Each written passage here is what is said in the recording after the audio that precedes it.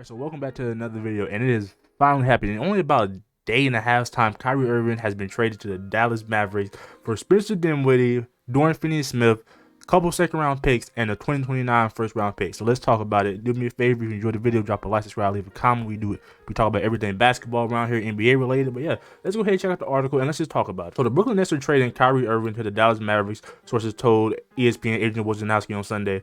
The Mavericks are sending Dorian Finney-Smith, Spencer Dinwiddie, an unprotected 2029 first-round pick and second-round picks in 2027 and 29 to the Nets in exchange for Kyrie Irving. Oh, and Marquise Morris. So when this trade first broke, we only knew it was Kyrie, obviously, but we didn't know it was Marquise Morris. Okay, so Spencer Dinwiddie back to the Brooklyn Nets, where he kind of made a name for himself. Dorian Finney-Smith, great pickup in the trade, honestly.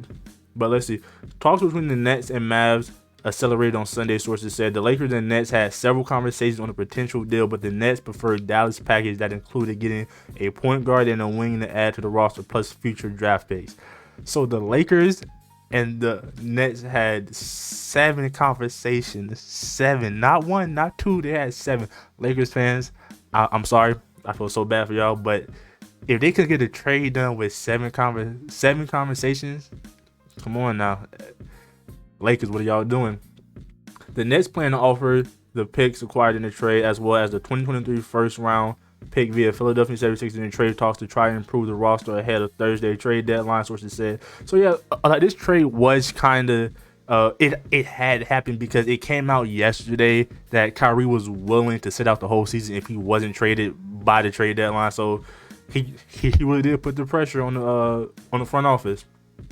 Mavericks general manager Nico Harrison has a long history with Irving, going back to their Nike days together. Dallas coach Jason Kidd was also a prominent proponent of the trade. Wow, with the Mavericks adding a second-round star next to Luka Doncic, the Mavs can wait to see how long the rest of the season goes before deciding on a new deal. Honestly, if this works out the way we think it's going to work out with Luka and Kyrie, I'm pretty sure I can see Kyrie staying in Dallas. I don't know how long, but I can see it happening.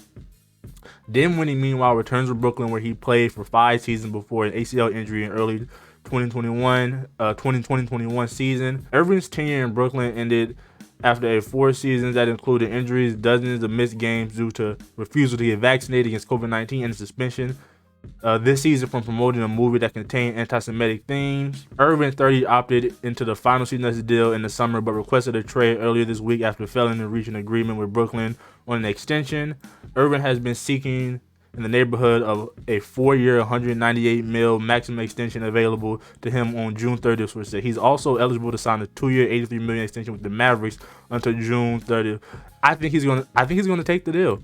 Irving has played fewer than 150 games combined over the past 4 seasons, but remained a max level player when he was on the court. Irving is averaging just over 27 points per game, 5 rebounds, 5 assists per game this season on excellent efficiency. So yeah, this trade kind of had to happen. We all knew it was going to happen. Most likely it was within Lakers. But let's just talk about how the dynamic of Kyrie Irving and Luka Doncic work out, because we know they're both high usage players. I think Luka is probably Luka is has the highest usage in the NBA, because we've seen times when Luka was off the court, the Mavericks were nothing.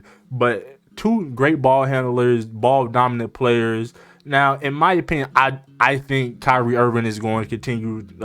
He's going to take that A/, like it's not like an A/B or a 1-2. It's like a 1 and a 1.1, if you know what I mean, 1.5. So I think Kyrie Irving is going to be the off-ball player, the one that's coming off screens, and Luka's making the pass. But I can see it go both ways, because they're both 2, like I said, ball dominant players, high usage players, great passers at that. And finally, Luka has helped. After everything we've seen this season, Luka has helped. It's finally here, and who would have guessed it would have been Kyrie Irving? But this finally gives Luka some time to, like, when he's off the court, that the Dallas Mavericks aren't like a liability. Like, for times it was like Spencer Dinwiddie was the best player on the court, then it was Christian Wood whenever Luka wasn't on the court. But it was always just a questionable, like, they couldn't really win games if Luka wasn't on the court. Now they got Kyrie Irving. That changes the whole dynamic of this. Really interested to see how this really works out. again, Lakers fans, sorry, don't know what to tell you, y'all. Seven conversations, and y'all couldn't get it done. But yeah, Mavericks fans, Nets fans, let me know down. And oh, no. So let's talk about what the Nets got back, because I've been seeing a lot of people saying the Nets fleeced, or they got a steal with Spencer Dinwiddie and Dorian Finney-Smith, which is honestly, they're both very two underrated players. I think this really comes in and fills in some holes. Now that Kyrie's gone, they got another great 3-and-D wing at Dorian Finney-Smith that can go along with Kevin Durant, and then Ben Simmons spacing the floor, and especially Dinwiddie, another ball dominant player that at times we've seen he can take over games. We've seen it sometimes this season when Luka was off the floor, and we've seen it throughout most of his career that Spencer Dinwiddie has the capability to take over games. So I think this works out for both teams. It's just a matter of time to see, like, does Kyrie take the extension, and just like what comes of this Brooklyn Nets team, because like before all this happened, they were on a very good high win streak thanks to pretty much Kyrie, KD, and Nicholas Claxton. So it's only a matter of time to see what happens in the team. But yeah, Mavs fans, Nets fans, let me know down in the comments, what are y'all thinking about this? What are you feeling about your team? And yeah, I hope you enjoyed the video. As always, drop a like, subscribe, leave a comment, and I'm gonna catch you in the next one. We out of here. Peace.